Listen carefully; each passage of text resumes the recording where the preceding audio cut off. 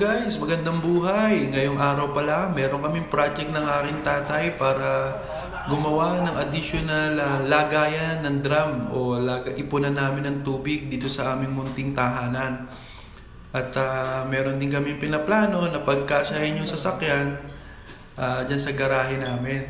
Alright, samahan nyo kami kung paano namin ito gagawin. Alright, kaya nilinis muna namin yung area na yan sa garahe. Tinanggal muna namin yung mga drum, nilinis yung flooring. Tapos ito pala yung gagamitin naming booster pump. Kasi madalas pong nawawala ng tubig dito at hindi umaabot yung pressure ng tubig papunta dun sa banyo at kusina. Habang busy si tatay sa pag-aayos ng stainless na drum, ako naman, busy naman po ako dun sa pagtatanggal ng lumang brace sa plastic na drum. So, bago tayo magsimula na